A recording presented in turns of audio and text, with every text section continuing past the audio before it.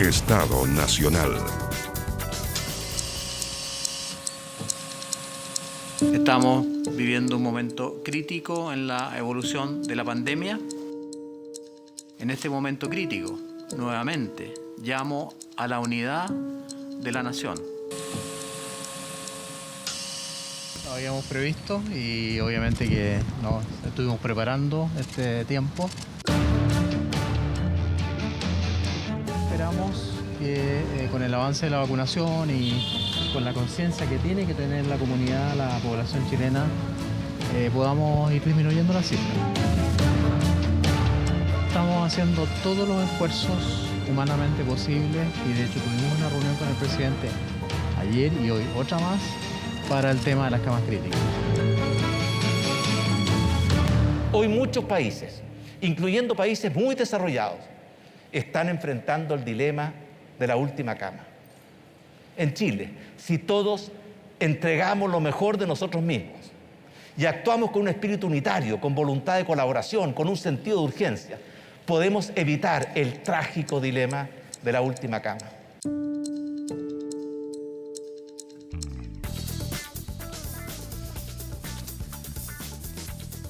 Muy buenas noches, ¿cómo están ustedes? Bienvenidos a Estado Nacional.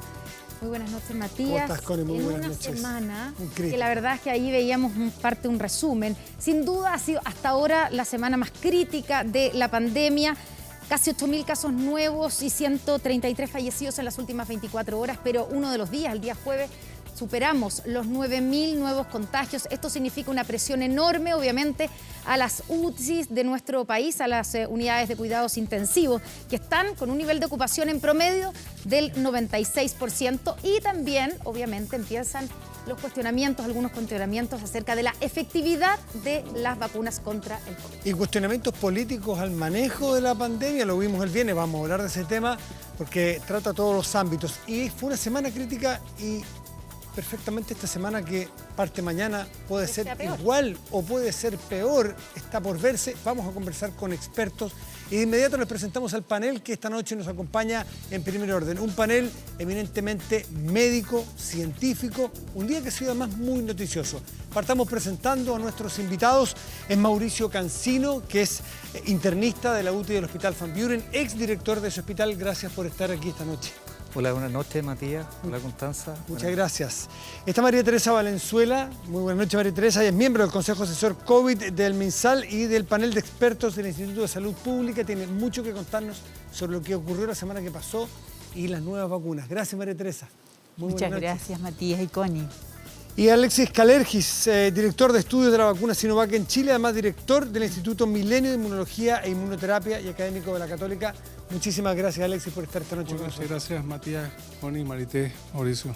Bueno, y partamos inmediato con la polémica del día, podríamos decir. Alexis, quiero que aclaremos un poco qué es lo que pasó hoy día, ¿cierto? Amanecimos con las declaraciones del jefe de la Agencia China para el Control de Enfermedades, que dijo esta mañana que la efectividad de las vacunas chinas, de Sinovac claramente, no es alta y hay que mejorarla. Después aclaró los dichos, dijo que todo había sido un malentendido, pero queda la pregunta instalada, ¿qué hay de cierto en que no es tan efectiva las vacunas chinas y concretamente Sinovac, que es la que la mayoría de los chilenos se han puesto?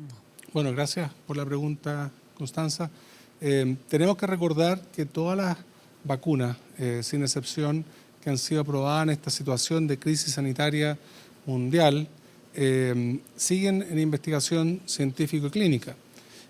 Y eso incluye, obviamente, las decisiones que se vayan tomando en términos de el uso de las vacunas por parte de las autoridades sanitarias y las revisiones de las agencias regulatorias.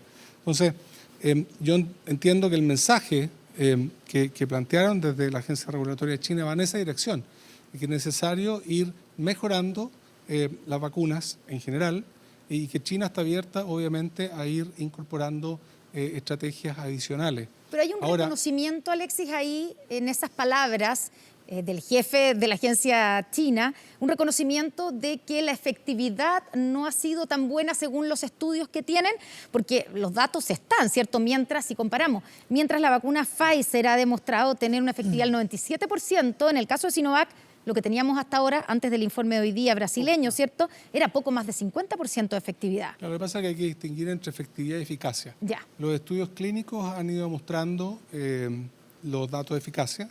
En el caso de Sinovac se han hecho 4 estudios independientes, 3 de ellos dirigidos hacia eficacia, y fueron entregando estos resultados interinos en términos de seguridad y eficacia.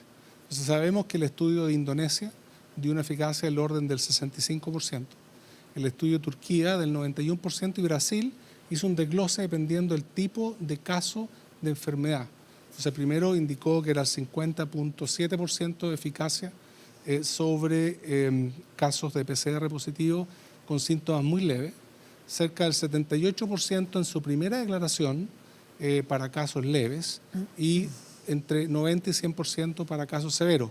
Esa información que fue comunicada en diciembre, hoy día también coincidentemente con esta situación de la agencia china, aparece la publicación como un preprint, es decir, todavía no revisada por pares, pero públicamente disponible, del estudio de eficacia en Butantan, donde básicamente son los mismos números, salvo que para los casos leves el número final fue cerca del 80%. Entonces esta vacuna previene, según el estudio de Butantan, la infección y los casos con PCR positivo con síntomas muy leves en un 50.7% y los casos leves en un 80% y los de casos severos en un 100%. Entonces, esa es la evidencia de los estudios clínicos y esa es la eficacia. Ahora, la efectividad, la verdad, no tenemos datos de efectividad. No. Tuvimos un adelanto del trabajo de la Universidad de Chile, Espacio Público, que interesantemente mostraron que analizando datos públicos se hablaba de un 54-55% de efectividad, pero vamos a tener antecedentes, esperamos prontamente, porque el Ministerio de Salud comprometió esta semana a informar respecto de los avances de los estudios de efectividad en hospitalizados. Chile, pero teniendo en cuenta que llevamos 2 meses y un poco más de una campaña de vacunación. Normalmente los efectos de las vacunas requieren tiempo. Cada persona requiere cerca de 6 a 8 semanas para desarrollar inmunidad. Entonces, imagínense, el fenómeno poblacional requiere tiempo. María Teresa, usted como miembro ahí como experta del Instituto de Salud Pública, le ha tocado evaluar las vacunas a las cuales se ha pedido autorización. Pasó naturalmente Sinovac por allí, por ese filtro.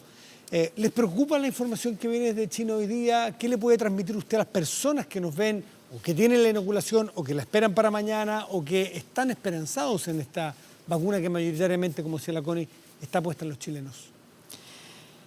Me preocupa, pero no me ocupa. ¿Por qué razón? Porque en el fondo no se entregó ningún dato ya que pudiera decir, bueno, efectivamente estamos con una vacuna que tiene una menor eficacia y también no ha demostrado efectividad en mismo China. Entonces, por lo tanto, ¿qué es lo que ocurre? Que se dijo una información, pero que no tiene un sustento, no tiene ningún sustento científico que pueda apoyar lo que se interpretó.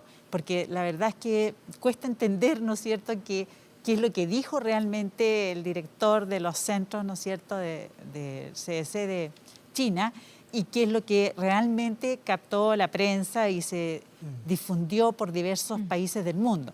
Entonces, por lo tanto, yo creo que en todo esto, el desarrollo de vacunas o cualquier medicamento tiene que contar con datos duros, como dice uno, que sé yo, que efectivamente saber, estamos hablando de tal población y se produjo tal problema en tanta población. Entonces, por lo tanto, en esta situación no ha sido el caso. Entonces, por lo tanto, creo que lo interesante de todo esto es que hay que continuar en la línea del tiempo, ¿no es cierto?, para poder ver los datos de efectividad. Sabemos que entre mañana o pasado el Ministerio de Salud entregará los resultados que se han hecho en terreno, si se quiere, con los hospitalizados. ¿Cómo se han comportado en las personas ya hospitalizadas, incluso algunos de ellos en camas UCI, ventilados, en fin? ¿Cómo es la correlación con las personas que han tenido ciertos grados de o una dosis o las 2 dosis o en cuánto tiempo? Hay que esperar ese resultado, sin duda, para el caso chileno, pero Mauricio está allí todos los días, está en las UTI, conversa con estas personas, con los que pueden conversar, con los que entran en un estado todavía conversable, ¿no? Previo al intubamiento, en fin. ¿Cuál es tu percepción? Veremos qué pasa con los estudios. Tu percepción del resultado de las vacunas, de las personas que están entrando, mayoritariamente vienen vacunadas con 2 dosis o no. Primero señalar, Matías, que la vacunación es una de las estrategias que tenemos para poder controlar esta pandemia. Tenemos otras estrategias que son tan importantes como ella, como es el testeo, la trazabilidad, el aislamiento y la prevención que se hace prehospitalaria. Por la pregunta que me realizas, claramente es lo que hemos visto en hospitales que efectivamente los adultos mayores ya no están llegando en la cantidad que llegaban en la primera ola. Y sí estamos viendo ahora grupos etarios más jóvenes que son aquellos que no se vacunaron o aquellos que esperan mucho antes de consultar. Y estas personas, estos pacientes llegan en muy malas condiciones con un concepto que se describía por el doctor Osvaldo Garay, jefe de la UCI del Hospital Carlos Van Buren y coordinador de la red de las unidades de paciente crítico del MinSal en el Servicio de Salud Valparaíso, San Antonio, Viña del Mar, Quillota, que los pacientes más jóvenes tienen un grado de hipoxemia feliz, que es una hipoxemia silenciosa, que este virus se está estudiando fisiopatológicamente cómo actúa, pero actuaría hacia unos receptores que están en los senos carotídeos y eso impide que estos receptores le avisen al cerebro, ¿ya? Que estamos teniendo menos cantidad de oxígeno en la sangre. O sea, no se da cuenta, así como dicho en buen chileno, digamos, ¿Sí? la persona joven no se da cuenta que se está agravando, que se agrava, No se da cuenta, que le está faltando el aire. no tiene taquipnea, no siente esa sensación subjetiva de falta que sí tienen los adultos mayores y se quedan en su casa esperando, haciendo cosas hasta que algún familiar le dice, oye, tienes un ruido raro, estás respirando distinto, algo te cuesta, y cuando llegan al hospital ya están con esa neumonía avanzada, esa neumonía tan complicada que hace que lleguen a la unidad de emergencia, sean intubados y pasen directamente a la unidad de cuidado intensivo. Doctor, pero para terminar con el punto de las vacunas, ¿ha tenido algún paciente usted que haya estado vacunado con 1 dosis o incluso con 2 dosis y que haya llegado hasta la UCI del Van Buren? A la UCI del Van Buren han llegado pacientes que no habían sido vacunados y pacientes con una sola vacuna, pero no alcanzaron a llegar a la UCI, llegaron hacia la sala de intermedio y alcanzaron a ocupar cánulas de alto flujo, que es una medida estratégica que tenemos en nuestro hospital y en otros centros de la red, que ha sido bastante efectiva para prevenir que estos pacientes lleguen a la unidad de cuidados intensivos, que es la etapa final de tratamiento. O sea, más que una percepción, eso es constatación en terreno de que las vacunas están haciendo su trabajo. Su trabajo, exacto. Es eso. Disminuir la gravedad del problema. Claro, no evitar el contagio, que eso es Claro. lo que tal vez en algún minuto, se confundió, ¿cierto? Y yo quería preguntarle sobre eso. Una de las cosas que dijo el señor Gao Fu, el jefe, ¿cierto?, de la Agencia China del Control de Enfermedades, y de lo que no se retractó, porque de la otra parte se retractó, es que las vacunas requerirán nuevas dosis o incluso que podrían tener que mezclarse, complementarse con otras vacunas, Pfizer o Moderna. La pregunta es, ¿nos vamos a tener que poner una tercera dosis o tal vez vamos a tener que empezar a mezclar con otro tipo de vacunas? María Teresa. En estos momentos, no, la verdad es que lo interesante de todo esto es que estamos en el camino de conocer la efectividad de la vacuna y por lo tanto creo que es prematuro, digamos, a decir que se va a necesitar un refuerzo. Sin embargo, obviamente, que como todo lo que ha ocurrido con esta pandemia en un terreno absolutamente desconocido, la mente tiene que estar abierta y obviamente, sobre todo, de quienes están tomando las decisiones en beneficio de nuestra población en un momento determinado, si es necesario colocar el refuerzo. Alexis, ¿tú lo descartas? ¿El que nos tengamos que poner una tercera dosis de Sinovac, por ejemplo? Pongámoslo en el contexto de lo que está pasando. Se habla poco de esto, pero en China, según datos que uno encuentra públicamente, se han vacunado con vacunas chinas cerca de 170 millones de personas. O sea, estamos hablando que serían, ¿cuánto? 8 o 9 veces la población total de Chile. Entonces han ocupado mucho las vacunas en China comparado con lo que estamos haciendo nosotros. Ahora, un elemento que no ha salido de la discusión es que este virus, dentro de todas estas cosas misteriosas que tiene, como las explicaba recién muy bien respecto a este momento sin aire, ¿verdad?, feliz, tiene esta cualidad de generar variantes.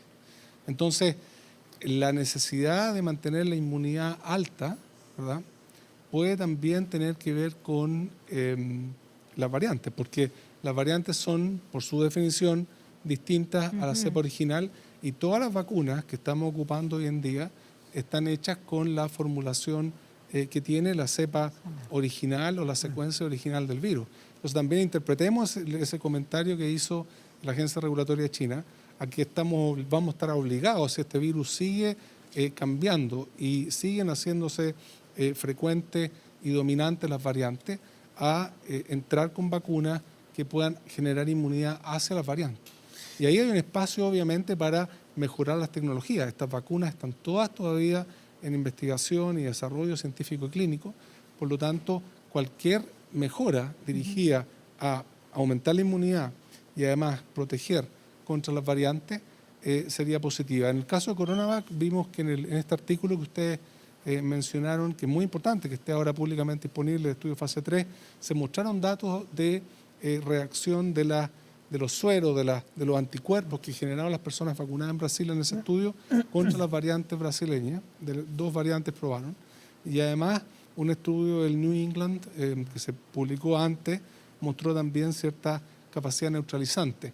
Sin embargo, este virus nos sorprende porque aparecen variantes. Otras nuevas. variantes. Hay una variante en Nueva York, una en California. Claro. Tiene que subsistir. Exactamente. Claro. Por lo tanto, las estrategias nuevas de vacunas pueden, o como dice Constanza, el poder incorporar terceras dosis o eventualmente nuevas vacunas contra el virus puede ser una necesidad, y yo interpreté de esa manera el mensaje que dio la Agencia Regulatoria China.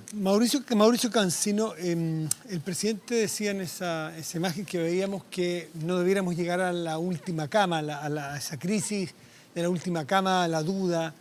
Ustedes en el Van Buren han tenido 100% de camas ocupadas, ¿no es cierto?, en las últimas semanas, en camas críticas. La realidad de la última cama, ¿ustedes ya la han vivido? ¿Eso es así? ¿Quién toma las decisiones? ¿Cómo se toman las decisiones? Entiendo que es muy complejo cuando se desocupa un ventilador, hay más de una persona esperándolo. Todo ese tipo de decisiones ahí en el día a día, ¿cómo se vive? En primer lugar, decirte, Matías, que este es un país que tiene un sistema sanitario eficiente, donde hay una desigualdad tal que un 15% de la población, donde estamos nosotros, tenemos un acceso oportuno y de calidad a la salud. Pero tenemos un 85% de personas que el dilema de la última cama lo ha estado viviendo hace muchos años. No es algo de estos días ni de la pandemia. El dilema de la última cama, y te quiero contar una historia breve. Yo soy médico que pasé por medicina rural y estuve como médico en Puchuncaví. Ahí hay una posta rural donde hace turno hasta las 20 horas un médico, un paramédico y un conductor de ambulancia. En el año 2007, yo llevaba más o menos 6 meses recién titulado, se volcó un bus en la Cuesta del Melón. 57 personas cayeron más de 50 metros por esa cuesta que iban desde Santiago a Samaitencillo. Murieron 2 personas en el lugar. Y fue mi primera experiencia en la aproximación de priorizar. Llegaban en autos particulares pacientes con trauma torácico, heridas cortopunzantes, trauma encefálico, y por lo tanto lo que te quiero decir es que el tema de la última cama es un concepto inherente a la profesión médica. No es novedad para un intensivista. No es novedad ni para un intensivista ni para ninguno de los médicos. Nosotros con escasos recursos siempre hemos estado priorizando, siempre tenemos que priorizar. Claro, pero en una pandemia como la que estamos viviendo, donde el nivel de ocupación, como sabemos, en el caso de ustedes, ha sido hace 5 días 100%. Eso significa que no tienen ni una cama libre. No sé si usted, doctor, tiene si están la así, cifra de hoy día, claro. Por ejemplo. ¿Hay alguna cama libre? El Hospital Van Buren tiene 5 semanas con una ocupación del 100%. Sí. Pero te quiero decir que el Hospital Van Buren atiende a 2.500.000 personas por la macrozona neuroquirúrgica. Y tan solo contaba previo a la pandemia con 14 camas UCI. ¿Sabes lo que significa eso? Claro. Significa que siempre hemos tenido un 100% de ocupación. Para nosotros no es un concepto nuevo atender en la unidad de emergencia, intubar al paciente, conectarle un ventilador y esperar un cupo dentro de la red, dentro de la región. No es algo nuevo, es algo que siempre estamos viviendo. ¿Cómo se decide, Mauricio? Perdón, usted dice que no es nada nuevo, pero en esta circunstancia de pandemia, donde la población está mucho más sensible, ¿cómo se elige cómo se prioriza? ¿Cuál es el procedimiento que ustedes utilizan? Yo trabajo en la unidad de cuidados intermedios. Trabajé muchos años también en la unidad de emergencia y cuando llega un paciente se le da la atención. Y esa no es mi duda, siempre se le va a dar la atención. El problema es dónde se le da la atención óptima y de mayor calidad, que es en las unidades de cuidados intensivos. Por lo tanto, a ese paciente se le da la primera atención, si es que requiere intubación se intuba, se conecta a un ventilador y se hace un llamado a los colegas, que somos nosotros en este caso que trabajamos especialistas en las unidades de paciente crítico. Nosotros hacemos la evaluación abajo y viene un momento muy complejo y un momento que también tiene ribetes también éticos, donde tenemos que entrevistar a la familia, llamar por un teléfono a que vengan los familiares que vienen con ese paciente, entrevistarlo y preguntarle a esas personas características de los pacientes, preguntarle si tiene otras morbilidades, qué medicamentos toma, si se controlaba, y empezar a hacer nosotros una reunión médica clínica en el momento para poder optar y saber quién tú le vas a dar si es que se genera ese cupo dentro del hospital y si no, subirlo a una plataforma del MinSal para buscar estas camas que están a nivel nacional. ¿Y cuál es ese criterio, doctor, ahí? Porque usted dice, claro, lo difícil de enfrentar a las familias, preguntarle los datos del paciente, pero ¿bajo qué criterio se decide este paciente va a ser el que lo vamos a subir a la UTI, por ejemplo? Son varios y el criterios. otro vamos a dejarlo aquí mientras tanto. Son varios criterios, pero siempre hay que considerar a quien tú le vas a dar una atención que sí le va a dar un porcentaje, ¿cierto?, de sobrevida que sea mejor y que le des un bienestar a ese paciente. Si es más joven, por ejemplo. Una de las características, que no tenga otras comorbilidades y que tú sabes que esa terapia que vas a emplear en cuidados intensivos, ese paciente sí tiene posibilidades de ser, después de salir y salir de buena forma. Doctor, el fin de semana pasado, fue cierto, hace una semana más o menos, vimos y se viralizó una fotografía bastante terrible, ¿cierto?, de un pasillo del Hospital Van Buren donde básicamente había un colapso, ¿cierto?, de la cantidad de personas que habían muerto por COVID y se estaban poniendo los cuerpos en un pasillo. Yo entiendo que usted estaba ahí, ¿cierto? Le tocó ver eso. ¿Es real? ¿Cuán real es? Y explíquenos qué pasó. Creo que es la situación más compleja que hemos vivido como hospital. Fue la noche del sábado anterior en que, mira, la morgue del hospital, el Hospital Van Buren es un hospital que tiene más de 80 años, que está en una superficie de 40.000 metros cuadrados, cuando por la cantidad de camas, pacientes, funcionarios, debiera estar en 80.000 metros cuadrados. O sea, tenemos dos hospitales en uno. La morgue es pequeñita y tiene de cupos para albergar 8 a 12 pacientes. Ese día, por las medidas de cuarentena, lo que se hizo fue restringir el funcionamiento de los cementerios. Por lo tanto, los familiares no pudieron retirar los cuerpos y se empezaron a acumular dentro de la morgue del hospital, que es una sala muy pequeña. ¿Qué pasó? Había que buscar una forma de darle dignidad y respeto tanto al paciente como a las familias. El subdirector médico, Rodrigo Riveros, yo creo que en un acto de un compromiso extraordinario, acudió al hospital en la madrugada, fue a buscar al auxiliar de la morgue a su casa, lo llevó al hospital y habilitó un pasillo del hospital para estacionar en camillas a los cuerpos de estos pacientes que habían fallecido para poder esperar que llegara un contenedor al día siguiente y pudiéramos esperar tranquilamente hasta el día lunes. Esa fue la situación que lamentablemente un funcionario con una mala intención hizo una fotografía que se sacó a los medios. Sin embargo, esto habla del gran compromiso que tuvo el directivo de acudir al hospital y preocuparse porque estaba muy angustiado también, hay que decirlo, porque para nosotros como hospital, cuando un paciente fallece, representa la derrota de lo que nosotros hacemos. Ellos son nuestra razón del quehacer médico y clínico diario. Escuchando lo que cuenta Mauricio del día a día, ustedes, la realidad de ustedes es distinta, son más en laboratorio, tienen un vínculo estos dos escenarios, sin lugar a duda. Me gustaría saber de parte de ustedes dos, María Teresa y Alexis, ¿qué le dicen o qué piensan ustedes cuando escuchan a personas que se niegan a vacunarse? Porque hemos visto que hay un rezago de vacunación. O se niegan porque no le tienen fe, o porque creen que todo esto es un montaje, o porque lo que fuere.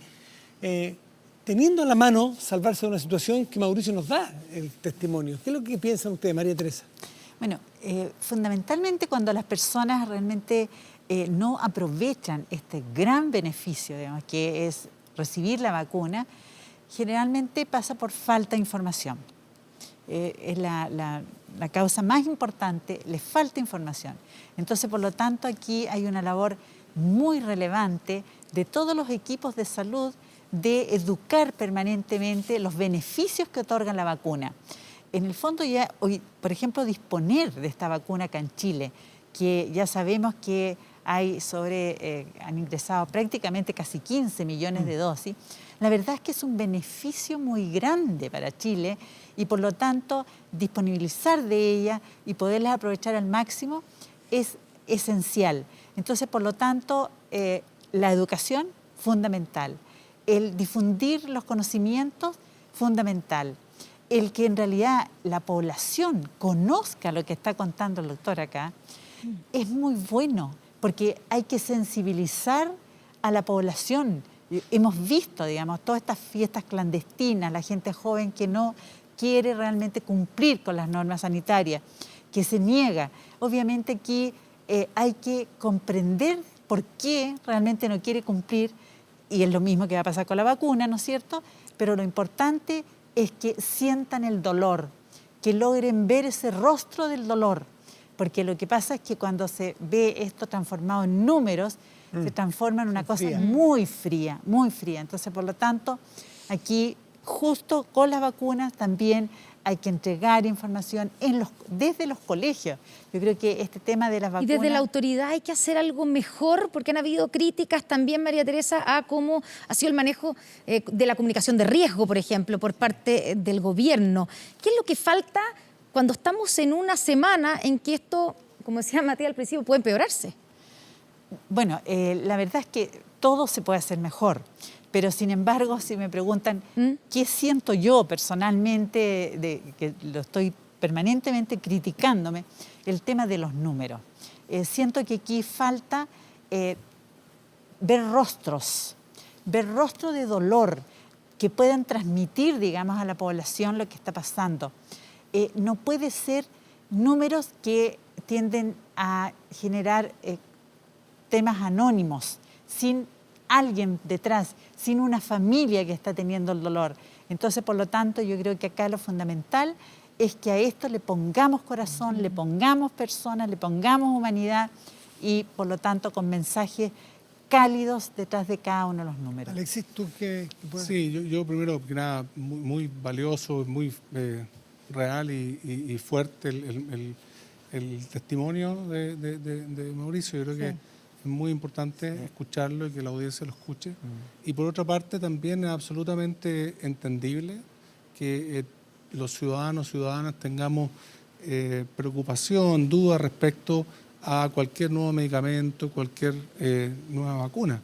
Pero desde la mirada de la ciencia, el esfuerzo que se ha hecho a nivel internacional, tanto desde la ciencia, la academia, la industria, los gobiernos, la agencia regulatoria, en una situación en la cual la atención de la opinión pública está tan enfocada a lo que estamos haciendo, que nadie quiere cometer errores. Así que el nivel de rigurosidad, de preocupación, de dedicación, de horas de trabajo, dedicación, de esfuerzos, financiamiento que ha ocurrido a nivel mundial, yo creo que da una señal en base a las lecturas que han hecho varias agencias regulatorias en diferentes países, ¿verdad?, para poder, en base a 4 parámetros centrales, aprobar este uso de emergencia de las vacunas, que es calidad, seguridad, inmunogenicidad y eficacia. Ya, pero en el caso, Alexis, ya que tú hablas de las agencias, en el caso de Sinovac, La Unión Europea no la incluyó en su pasaporte sanitario, no tiene la aprobación ni de la FDA ni de la EMA. Entonces uno se pregunta, y voy a hacer la pregunta incómoda, ¿son las vacunas europeas mejores que las chinas? En primer lugar, solamente se hacen las aprobaciones en los países que la vacuna se va a utilizar. Yo dudo que una vacuna china se ocupe en Estados Unidos, dudo que una vacuna americana de Estados Unidos se ocupe en China. Un tema ahí político-comercial. Así que eso aclararlo. No es cierto que las vacunas chinas no se estén ocupando en Europa. Hungría está ocupando vacunas chinas, en particular la de Sinopharm. Están evaluando la de Sinovac. También Serbia está ocupando vacunas chinas. Así que ya dada la situación de carencia de vacunas que han tenido Europa, que es bastante grave, están empezando la agencia europea a aprobar el uso de vacunas chinas. Entonces ahí les di unos ejemplos concretos. Ahora, Sinovac y Sinopharm, que son las dos grandes empresas de vacunas en China, ya tuvieron una evaluación de la OMS muy favorable. Entonces, yo creo que vamos bien encaminados en el sentido de que en Chile pensemos la situación en Chile, tenemos disponibilidad de una vacuna que ha llegado muy poco al resto de la región. Pensemos que en Brasil, por ejemplo, han tenido muchas dificultades para avanzar con la campaña de vacunación. Pensemos en países como Paraguay, Uruguay, Colombia, México, todos países que están ocupando también la vacuna Sinovac, pero están recibiendo muy pocas dosis, así como nosotros hemos recibido en general pocas dosis de Pfizer. Para los otros países de la región se ha dado una situación en la cual han recibido muy pocas dosis de Sinovac. Nosotros tuvimos esta oportunidad, como decía María Teresa, de haber logrado mediante una colaboración científica y académica un acceso bastante numeroso de vacunas que nos da la oportunidad, una opción de partir una campaña de vacunación sólida. Puede que más adelante podamos incorporar nuevas vacunas y no sabemos también, hemos visto otras vacunas en otros países que han tenido tropiezo en el área de la seguridad, que Sinovac, por el contrario, ha mostrado ser de una muy alta seguridad. Dado lo que está sucediendo, probablemente no es el momento en buen chileno de regodearse. Son aprobadas por el Instituto de Salud Pública, que tiene un altísimo estándar de calidad y hay que utilizarlas todas y no desperdiciarlo. Alexis Kalergi, María Teresa Valenzuela, Mauricio Cancino, por sus testimonios, por sus conocimientos, le agradecemos mucho haber estado esta noche con nosotros. Muchas gracias. Muchas gracias. Buenas noches. Gracias, Mauricio. Nosotros nos vamos a nuestro otro sector. Exactamente, ahí nos espera la alcaldesa de Providencia y precandidata presidencial, Aspirante a la moneda. Evelyn Matei. Esperen, o sea, vamos, acompáñenos.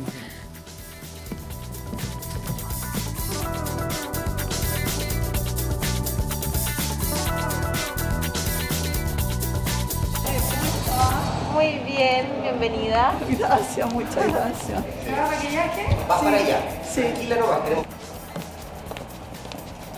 Es que me estoy armando por dentro. ¿Acá? Me he preparado harto, porque creo que es importante tener más o menos claro lo que uno quiere decir.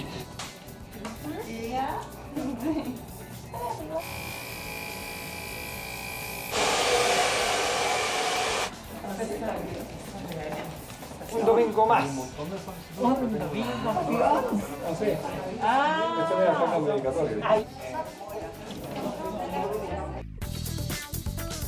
Ya estamos de vuelta, más bien estamos ya en nuestro otro set con Evelyn Matei. Evelyn, gracias por estar aquí, muy buenas noches. Buenas noches, un gusto estar con ustedes.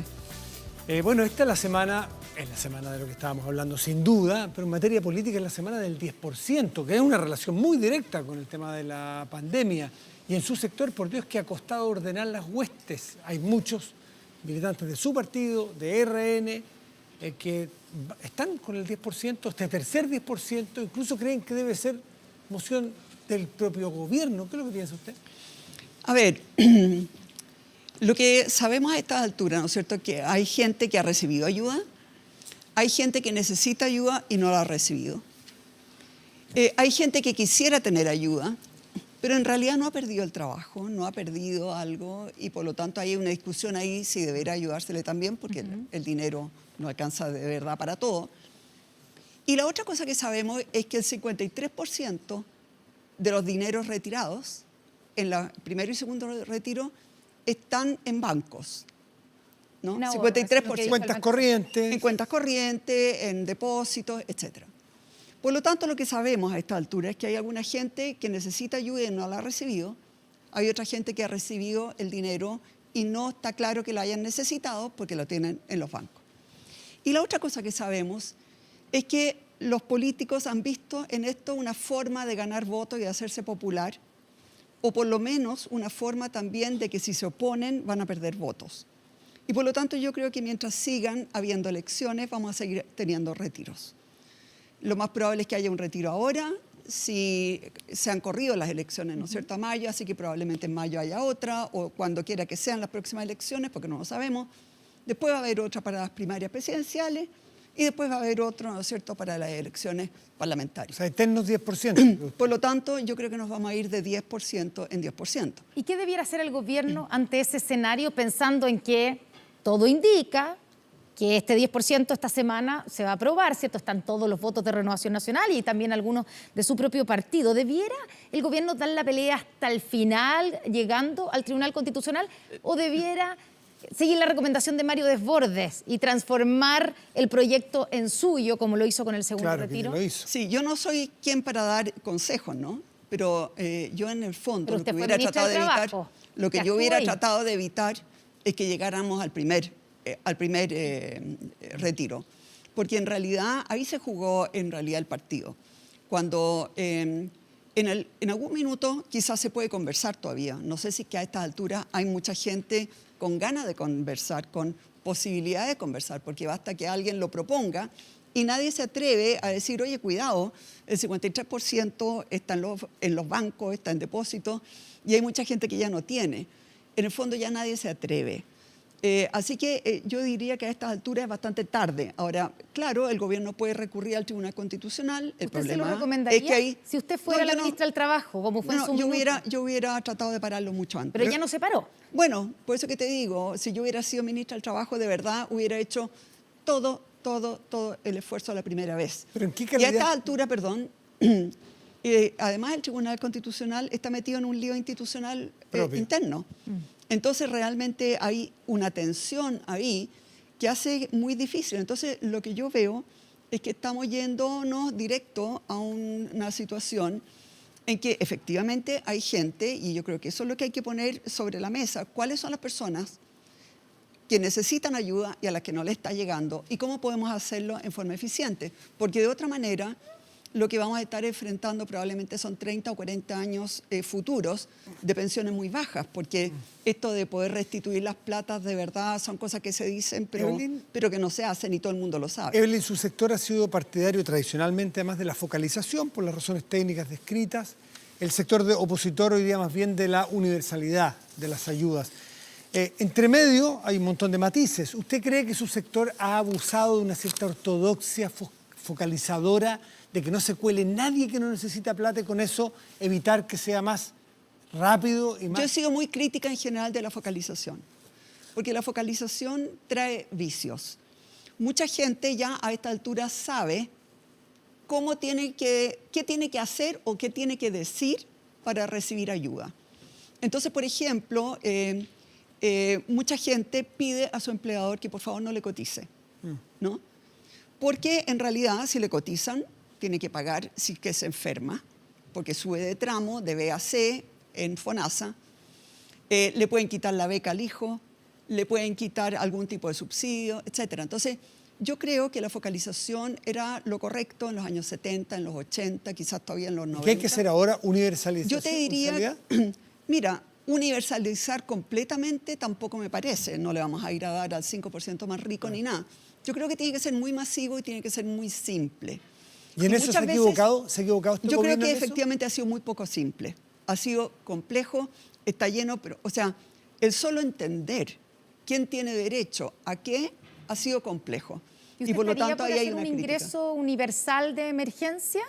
Universal para el 80%, por ejemplo, como se ha planteado, como Sí, lo me ha parece planteado que la oposición. un ingreso universal, porque tengamos claro que la gente que está en el 61, porque antes era hasta el 60, Sí. ¿no?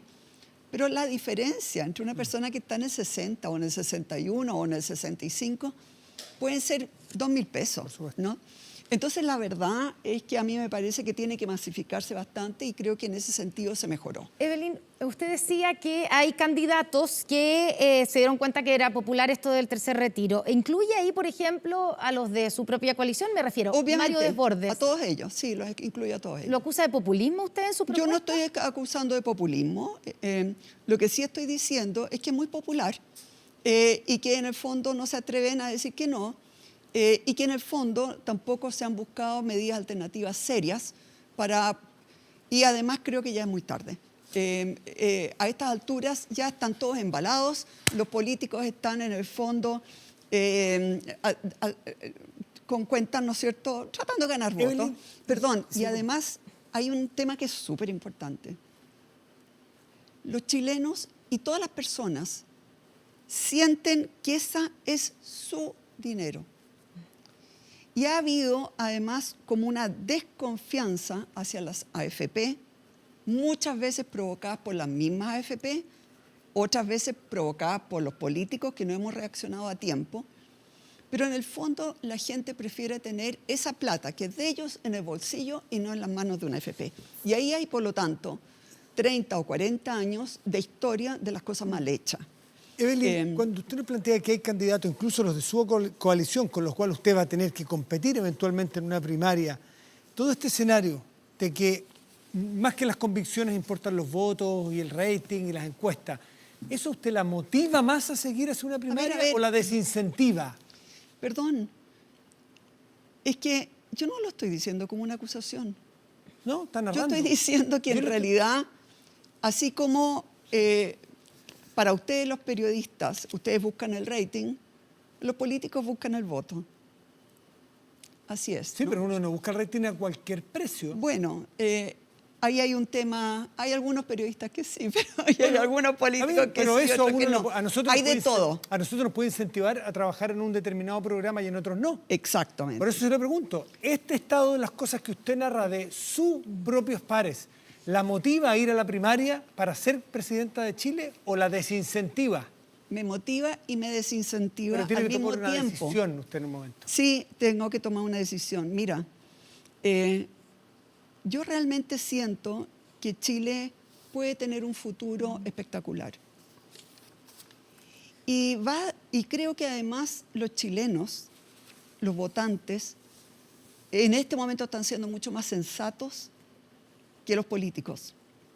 Esa es una de las cosas que me gustaría ver cuando finalmente se vote, ¿no es cierto?, por los constituyentes, por los alcaldes, concejales, etcétera, por los gobernadores. En realidad, ¿en qué están pensando los chilenos? ¿Qué están sintiendo? ¿Cómo se vuelcan a las elecciones? Porque el próximo gobierno va a ser un gobierno súper demandante, súper difícil. Va a tener la comisión constituyente, se van a estar instalando por primera vez los gobernadores, vamos a estar saliendo de una pandemia, de una crisis social. O sea, de verdad es como la tormenta perfecta, ¿no? Ahora, claro, incentiva si uno dice, perfecto, hay fuerzas moderadas en todos los lados, sensatas con las cuales se puede conversar y por lo tanto se puede hacer algo. Puede desincentivar en el decir, ¿sabes qué más? Estamos todos locos. La política solo se va a seguir desprestigiando. En este momento es súper difícil ser político, como es muy difícil ser carabinero y como también es muy difícil ser, por ejemplo, sacerdote. Son instituciones, son personas, son actividades que están súper desprestigiadas. Entonces, la verdad, es que cuando tú me haces la pregunta, me incentiva. Por hechos que han cometido también esas propias instituciones, pero todas ellas, digamos. A ver. Sí. Se las han buscado, se las han requete buscado, pero además, lo que más indigna es que en general nunca han sido castigados. Nunca han sido castigados como corresponde. Entonces, una de las cosas que me incentiva es cómo tener efectivamente una justicia que se atreva a meter a un empresario Evelyn, poderoso a la cárcel. Usted lleva muchos años en la política, ha pasado por todos los cargos, diputada, senadora, ministra, alcaldesa. Profesora. Profesora. Por lo tanto, esto se lo requete conoce. Nada de esto va a cambiar de aquí a mayo, cuando usted el día 18 tenga que tomar la determinación si ir o no a la primaria de su sector. No, pues. Nada va a cambiar. Perdón, lo que vamos a saber es qué es lo que está diciendo la ciudadanía, por lo tanto cambia todo. ¿Eso está esperando usted para saber si se Obvio. inscribe o no? A ver, ¿Cómo yo me resulta la debato- constitucional? Mira, yo me debato bastante entre la decisión de tomar ahora la decisión, de tal manera que cuando la gente decida o no votar por mí para alcaldesa, sepa qué es lo que estoy haciendo. Y por otro lado, me pasa también que tomar una decisión así de importante, sin tener claro cosas tan elementales como quiénes van a ser los constituyentes, siento también que uno no puede tomar una decisión seria. Así que lo que me he tratado de hacer es que en el fondo los vecinos de Providencia sepan que estoy abierta a participar en una primaria y sepan además que yo en realidad sigo siendo alcaldesa, salvo que fuese electa presidenta de la República. De otra manera sigo siendo alcaldesa, pero es lo que estoy haciendo por ahora. Ya, entonces pensando en lo que viene, porque ya no vamos a saber o no va a tener mucho tiempo para ver cuál es el resultado de los convencionales constituyentes. Puede tener 2 días. Sí, entonces, el 16 de mayo, ¿cierto? Ese domingo, si es que las elecciones se producen como están hasta ahora, usted va a saber, ¿cierto?, si es reelecta en Providencia, va a saber cómo se conforma esa convención constitucional y va a tener menos de 48 horas Así es. para inscribirse, ¿cierto?, como candidata a las primarias presidenciales. Esa decisión ya la tiene que tener tomada. No. Pero el 18 de mayo sí, claro. No, claro, pero... Pero ahora ya. no la tengo tomada. Ya, Va a pero para- depender del resultado de las convencionales. Ya, pero ¿en qué sentido? Que si, por ejemplo, tienen una mayoría arrasadora la oposición en la Convención Constitucional, ¿usted eso la inhibiría? A ver, de su a ver. decisión? ¿Cuál es? No entiendo en qué... Cuando digamos, estamos ¿de qué hablando, depende? cuando estamos Explíqueme hablando de en buen oposición, chileno. a ver, en primer lugar, vamos a tener una mayoría de la oposición, claramente. Ahora, es distinto una oposición dialogante, de gente cuerda, que hay muchísima, con la cual aprendí a entenderme durante muchísimos años en la Cámara de Diputados y en el Senado, que si en realidad lo que tenemos son figuras más bien de otros ambientes que son conocidos por otras cosas y que uno en realidad no tiene idea qué es lo que van a hacer, ¿no? ¿Cómo quiénes? Es ¿En qué feo se está dar imaginando? nombre, es feo dar nombre, pero todo el mundo ha visto, ¿no es cierto?, en la Cámara de Diputados de qué estamos hablando. ¿Se refiere a gente como Pamela Giles, por ejemplo? Como Florcita, ¿no es cierto? O sea, hay gente que uno dice, a ver, pero ahí no hay mucho que dialogar, no tienen una tradición política. Porque si tú me dices, nosotros, por ejemplo, en Providencia, en todo lo que es educación y de salud, yo particularmente, que soy la presidenta del directorio que tiene que ver con educación y salud, le pedí a Pedro García, exministro de Lagos, Sí. y a Mariana Elwin, también exministra y les pedí que estuvieran en el directorio, porque creo que distintos ojos con distintas visiones ayudan a tomar buenas decisiones. Pero en lo que yo estoy confiando en la buena fe, ¿me entiende? Entonces, a mí no me importa, va a ser normal. Si el tema es, vamos a tratar esto de buena fe, tratando de construir algo que saque a los chilenos adelante, o esto ya va a ser sencillamente el último paso antes de un país que, yo no quisiera hablar del despeñadero, pero de un país que en el fondo se echa a perder fuertemente. Respecto de Providencia, usted está haciendo campaña permanentemente, por lo que me han dicho muchos vecinos, con una, en particular, una candidata a concejal. No, yo estoy haciendo con muchísimos. Pero ¿no tiene usted preferencia por alguna en particular? Entonces, Cuando a mí me preguntan, ¿cuál es el yo siempre- alegato de algunos que nos hicieron llegar? Algunos vecinos dicen, es que nosotros no estamos votando por Evelyn Matei, estamos votando por una candidata que ella privilegia. Eso no son los vecinos. Esa es la candidata Confía que en mí, está que me lo han dicho al vecinos, frente me lo mío. han dicho vecinos. Sí. Confía en mí. No, Bueno, no he hablado probablemente mucho. hablaron con ella, pero lo que le quiero señalar es lo siguiente. Suponga usted que yo me inscribo en la primaria, que paso a la primera vuelta, a la segunda vuelta y soy electa presidenta. Yo no decido qué concejal me va a suceder, lo elige el consejo. No sé, Por lo tanto, las personas que están diciendo eso en realidad lo están diciendo o porque no saben o con mala intención. Lo que yo siempre he señalado, cuáles son los tres cabezas de serie en los tres partidos principales. Ya, pero para Ahí que tenemos, quede por súper ejemplo, claro a y sea Rafael transparente para los electores, ¿cierto?, de Providencia, ellos pueden votar, si podrían votar por usted, pero puede ser, o es muy probable, que 2 días después usted se inscriba a la primaria presidencial de su sector y por lo tanto termine dejando la alcaldía. No dejo la Después, alcaldía. el día que, bueno, No, si es no electa. Si fuera electa, me imagino que eso es lo que eso es si lo que fuera busca, electa, ¿no? claro. Eso fue lo que pasó con el entonces senador Frey, ¿no? La gente votó por Frey para senador y él dejó el Senado después porque resultó electo. Y eso es lo que pasó también con el senador Guillé, que también siendo senador fue a una elección, pero en ese caso no ganó y por lo tanto siguió siendo senador. Con los alcaldes pasa exactamente ¿Y lo no mismo. tiene esa decisión tomada?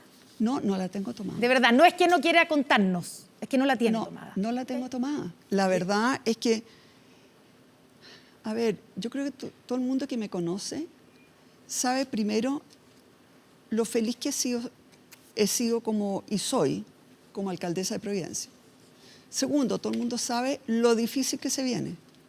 Tercero, saben que yo no le temo a las cosas difíciles.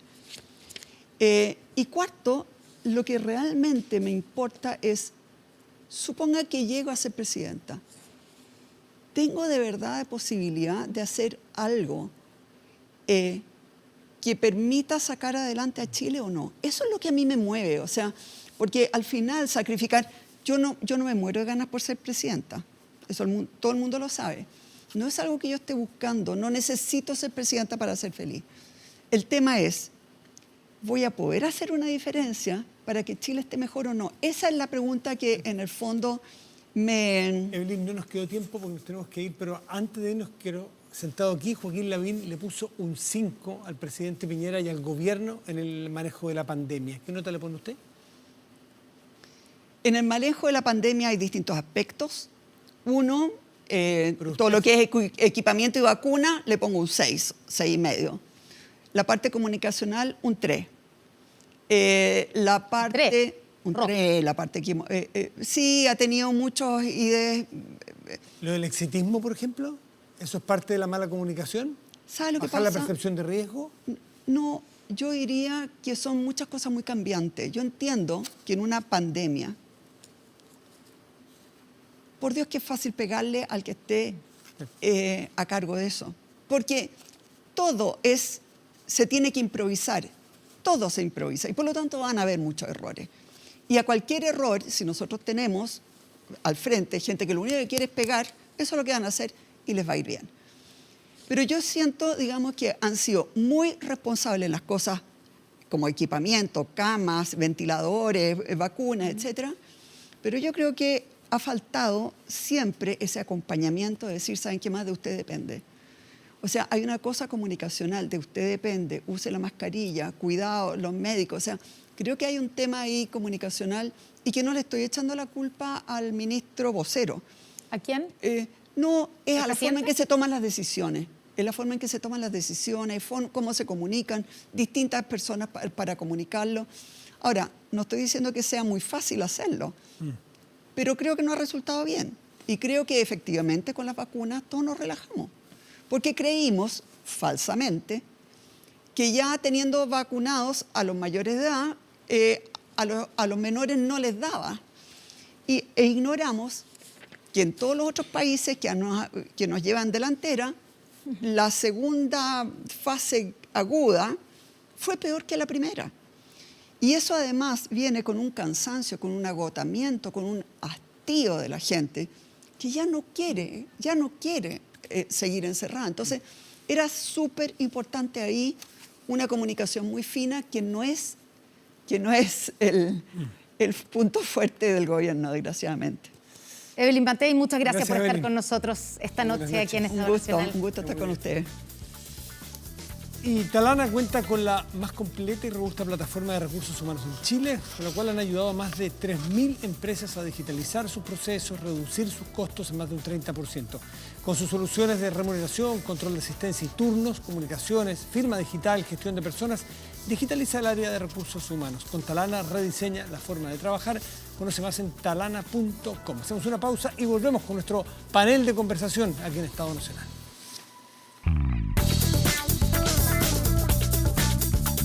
Muy buenas noches. Matei, será la semana del 10% probablemente. La gran pregunta es si el gobierno tiene que recurrir al TC, sí o no. ¿Y qué señal da el último, no voy a decir cambio de gabinete porque fue como ajuste ministerial, con la entrada de Patricio Melero? ¿Se hunde la posibilidad de una reforma previsional, Nicolás? Bueno, en general el país está poco amigo de los acuerdos, digamos, más allá de que sea Patricio Melero o la ex ministra Saldívar.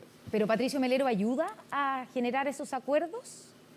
Digamos que yo lo conozco, él es una persona, es muy caballero, es una persona muy agradable de trato, pero claramente es más integrista, es más ortodoxo. Entonces, yo creo que las dos cosas juegan para lados contrarios, pero yo creo que la verdad es que más allá de su buena voluntad, es bien difícil lo que se vive actualmente en materia de consensos. Isabel. Sí, yo creo que, yo creo que Patricio Melero es un político con mucha experiencia y esa haber sido la razón por la cual el presidente lo nombró. Comparto el análisis de Nicolás, que más que los nombres de quienes encabecen esa reforma, lo que importa es el clima y la voluntad que se está expresando, y la voluntad es de poquito acuerdo, especialmente en una reforma como la reforma previsional, lo que yo considero lamentable, porque es una reforma que ya lleva bastante tiempo esperando su destino, ¿Y Patricio Melero podrá frenar el 10%? Yo creo que Patricio Melero es una persona con harta experiencia que probablemente va a tener cierta influencia también en las decisiones que puede tomar el gobierno, que puede tender puentes con Chile Vamos, con los partidos de Chile Vamos, que puede a lo mejor buscar espacios para equilibrar las propuestas que se están impulsando en el Congreso. Y creo que más allá, en todo caso, de lo que pueda, de las capacidades que tenga un ministro, lo que importa es el clima que está imperando, y es además, por ejemplo, respecto del tercer retiro, que yo creo que ya es una decisión bastante tomada por una amplia mayoría en el Congreso, que no tiene que ver tanto con las contrapropuestas al tercer retiro, sino más bien con una especie de campaña del terror electoral, ¿verdad?, en donde se le dice todos los días a las personas que, ojo, quienes votan en contra están en contra de usted. Paulina, la oposición se jugó bien explícitamente en la idea de que con este ministro es casi imposible llegar a puerto con una reforma. ¿No será que están de alguna manera echándole la culpa a este ministro sin que todavía abra la boca respecto de la posibilidad de acceder a un acuerdo? Bueno, el ministro tiene sus posturas que dentro de la misma comisión de trabajo han sido explícitas. Y tiene una historia, pero yo creo que más que eso es preguntarnos si es posible hacer hoy día una reforma previsional en serio, cuando ya sabemos que hay gente que ha retirado parte importante de sus ahorros, que hay gente que no tiene ahorros, que esta reforma tampoco soluciona el problema de quienes van a jubilar prontamente, que es el problema del que deberíamos estar enfocados hoy, pensando también que viene la reforma constitucional. Uno de los temas que se trata es el del cambio previsional, del cambio de sistema previsional. Entonces, yo no sé si es el momento más oportuno para discutir una reforma previsional. ¿Ah? Wow. Por lo tanto, y también coincido con Nicolás, el clima hoy día no es, y no es que haya un clima de adversidad porque sí, sino porque realmente tenemos problemas tan graves hoy que hay que enfocarse a solucionar eso. Y el problema grave en materia previsional es la gente que tiene que prontamente jubilar, y eso no viene solucionado en esta reforma.